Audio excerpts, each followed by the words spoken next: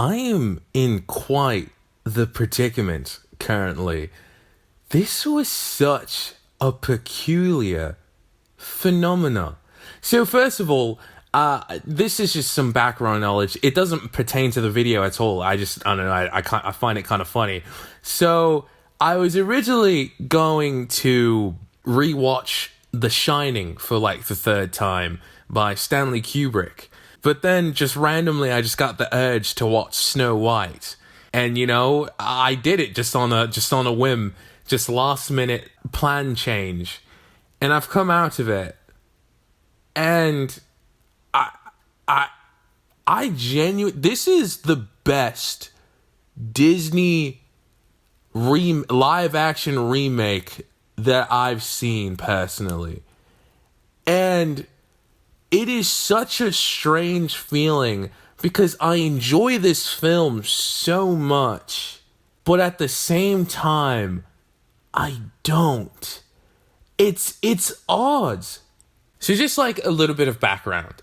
So I've been watching these Disney remakes for maybe like a year or two at this point. My favorite one was up until I watched Snow White was The Little Mermaid.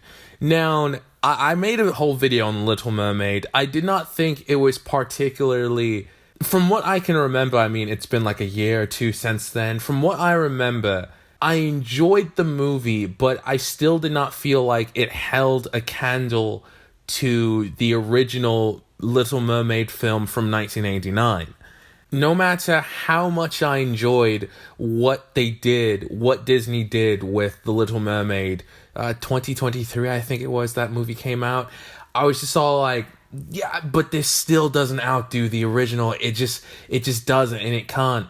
And then my favorite Disney princess film is Beauty and the Beast. It is. And I attempted to watch the live action remake. I think that came out in 2017. I turned that bitch off after like 30 minutes. I couldn't finish that movie. I could not finish that movie. And what I'm realizing right now is that the more I enjoy the original animated film, the less I enjoy the live action remake. Because Beauty and the Beast animated film, absolutely loved. Live action, could not finish it. Little Mermaid animated film, I thought it was all right. It wasn't particularly my favorite. It wasn't particularly one I didn't like. And so the live action remake, I enjoyed it, but still felt like the animated movie just outdid it. Simply because you can't outdo an original source. It's just you're just going to be rehashing I'll get to that later on in the video, because I have a lot to say which coincides with my apprehension or confused feelings towards Snow White currently. And it's that I did not like Snow White, the original animated movie. I understand the legacy of it. I think it's an amazing looking film. I mean, for the first Disney animated princess film, that movie looks absolutely amazing.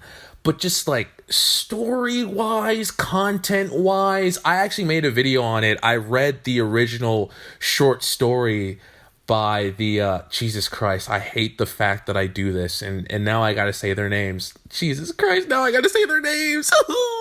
The original short story by Jakob and Wilhelm Grimm. Did I say that correctly, Nicole? Jenny and Lauren, and I'm realizing why do I know so many Germans? Why the fuck I literally just started listing off a bunch of why do I know so? Anyways, it doesn't even matter. Also, she's German as what the fuck? Anyway, so I've read the original Snow White short story. I can't tell you anything about it. I don't remember. I made a video about it. I do remember one particular part that was proper giving me a good laugh for a while.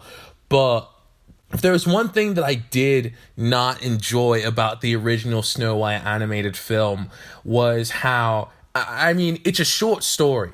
the original Snow White. It's like a page long. I think it's only like a few paragraphs.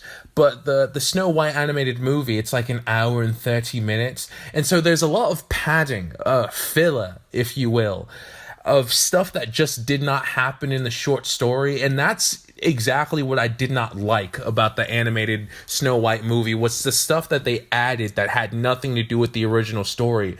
The bits of Snow White that I actually enjoyed, the animated film, was stuff that was in the original short story because it actually had substance, whereas the filler just felt like, I could tell even before I read the short story that this was just dribble, man. And I'm at this weird crossroads where I have the same exact feeling with the 2025 film, where the original, hold on, let me look up what year the original, it was like 1920 something or 1930 something.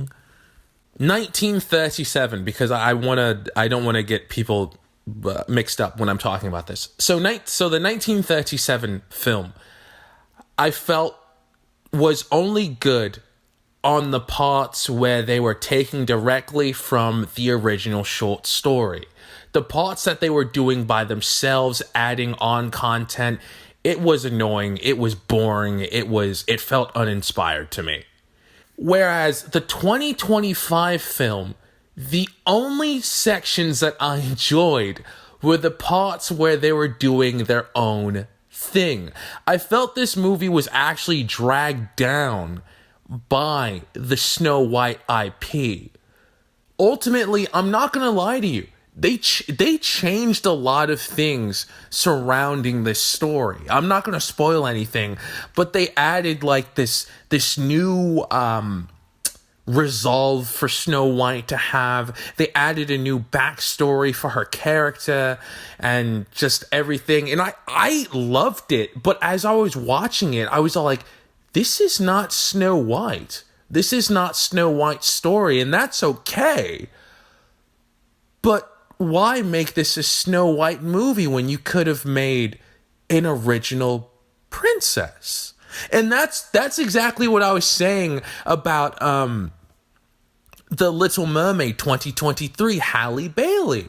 I was all like, you have this amazing singer, Halle Bailey. Rachel Zegler, Jesus Christ, her voice is properly amazing. I mean, the thing that sucked for me watching The Little Mermaid was hearing Halle sing her fucking heart out and being an absolutely amazing singer, but knowing that you cannot there's no matter how good Halle is in that movie, it cannot outdo how just the heart that I have in the feelings that I have for Jodie Benson and her rendition of the original tracks. But Snow White gets a pass, I guess, because really, who knows Snow White tracks? You know what I mean? Who just knows that offhand?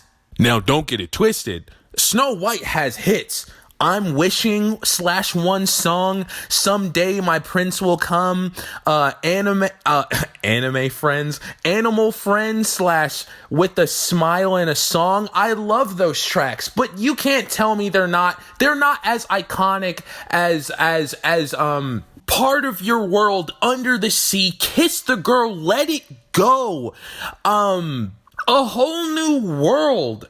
You know, these are songs that no matter who sings them, Celine Dion can sing these tracks and make a new rendition, and you will still be going back to the original Jodie Benson because it just means something to you. You know what I mean?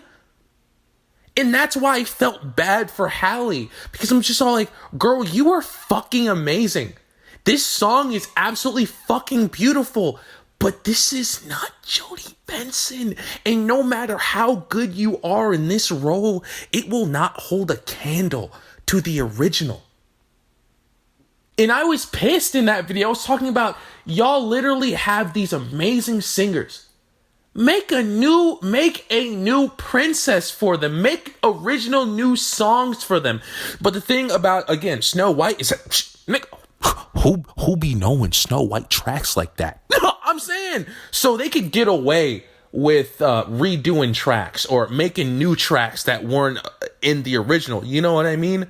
But I enjoyed this new resolve for Snow White. I enjoyed this new story, but where it was losing me was when it was just retreading old stories that we already knew about Snow White. I was like, because again, you can't outdo the animated movies, and when you're trying to outdo the animated movies, you're just gonna fall flat.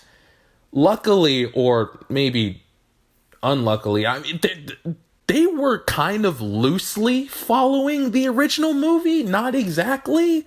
I'm sorry, hold on. I gotta get this out of the way because this was in my notes. Oh my god, the opening of this movie was so powerful. I legit was almost like tearing up watching that opening. If there's one thing I love about musicals or Disney movies, are Disney movies that open up with such a moving song. Something like, like La La Land or like a Goofy movie. The best one that I can think of in the Disney catalog is Beauty and the Beast. Beauty and the Beast has the best opening sequence in a musical. Oh my god, that shit gets me so fucking hype. Or not just hype, but it just sets the mood. And the opening song for this movie, it was so beautiful. There were so many songs in this movie that were completely moving to me. One thing I will say is that I might have to wait for the Disney Plus version of this movie to come out, because I have no clue if the audio or something was messed up in the medium but I don't know if the auto, am I tripping? I don't want to dig at the movie because it might have just been an audio issue. But I swear, it sounded like there was hella auto-tune on some of the songs. For some reason, like some of the tracks, they sounded like amazing. Zoe had an amazing voice. I'm so sorry. I have no clue if there's a woman out there called Zoe Zegler, but whatever I get her name's Rachel Zegler, but for whatever reason I keep trying to call her Zoe. I have no clue who the hell Zoe. I'm about to look this up because I keep calling her Zoe. Like, who the fuck is Zoe? Actually, I'll tell you who Zoe is. Are you ready? Ooh, I know you see me standing here. Do I look good, my dear? Do I look good today? Yeah. Ooh. You're not another kind of girl. And you wanna see my world. Did I another way? Yeah. Anyways. I'm so sorry, I'm going off on a tangent. Yo, I just looked up the fucking Zoe 101 theme song and I was just listening to it. I'm just thinking to myself, oh my god, yo, growing up in the 2000s was so fucking cool. Oh my god, I never want to go back. I never want to go back to that place. I never want to be around that type of environment and just terrible people and terrible ideologies. But goddamn, being a kid during that era was so fucking cool. My god. Oh my god, that was damn. I love being a 2000s kid. Fuck. Yeah, anyways, back to this film. I did not particularly enjoy the original Snow White 1937 film, but I loved this, but only the parts where they were doing their own thing and not trying to outdo, or I should say not trying to outdo, but not trying to retread the story beats of the 1937. I honestly don't think this should have been a Snow White movie. The things that stuck out to me that were so grand were when they were doing their own original story and not following in Snow White's legacy. Because again, it irritates the hell out of me that I will probably never be able to enjoy The Little Mermaid in the way that I feel like it should be, because just you can't outdo the original. It's just not possible. Jodie Benson will always be there. The original will always. I don't give a fuck if Celine Dion hops on a track. I don't give a fuck if Celine Dion does a rendition of a part of your world and she resurrects Michael Jackson. She gets Lady Gaga on the fucking mix and Bruno goddamn Mars. I will still be listening to Jodie fucking Benson, nigga. I enjoyed this movie. I really did. I'm gonna have to rewatch it sometime later on though, but just have to act like I don't know the original animated movie exists, because I feel like that was definitely hindering my experience to a certain degree. I don't know, I still think they should have, I still believe this remake product thing that Disney has going on, I still think they should make new princesses. I still think they should, because Snow White, in my opinion, could have been I enjoyed this movie, but I think I would have loved it if this was an introduction of a new princess who knows? Hell, maybe Disney could start doing some live action new princess movies instead of remaking old ones. If they don't want to, if that's what they want to do, I think this would have been a strong entry into that. Yeah, I finished the movie and like that ending, I started tearing up in the beginning, because there's just this feeling that I have whenever I watch a Disney movie, and I can't even explain what it is, but that feeling hit me. I started to tear up. I didn't start actually crying, but I started to tear up, and then at the end I started to tear up again. I was so like, damn. Why did I watch the original Snow White? If I had just not seen the original Snow White, I would have enjoyed this movie so much! So much! And that was kind of a conversation that I was having with myself while I was watching the film. I was thinking to myself, what's the issue with Disney animated remakes?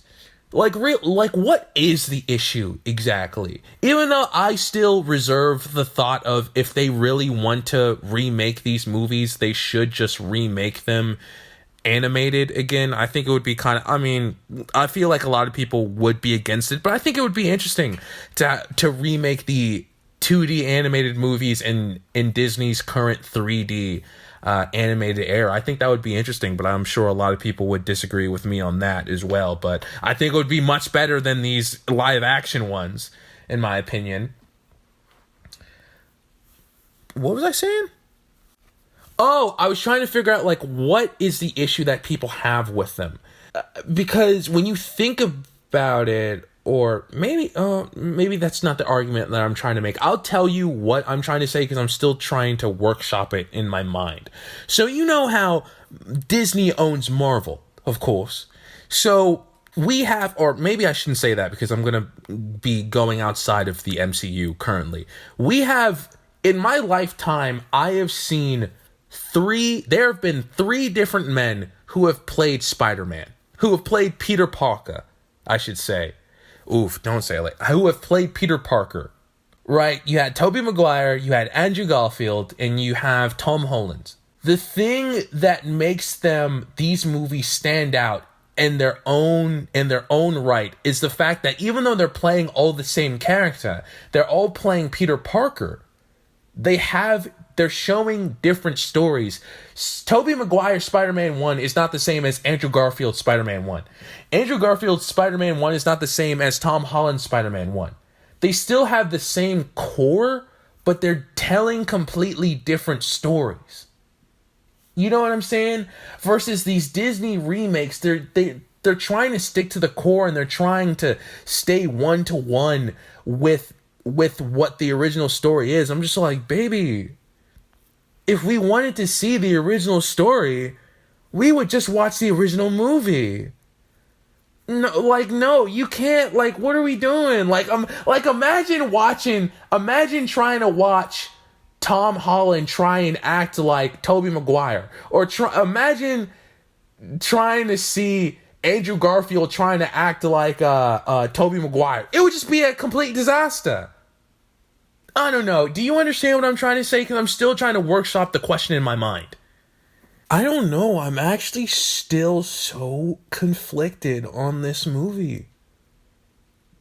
Oh my god. I think I'm just going to listen to the soundtrack because those tracks are absolutely so amazing.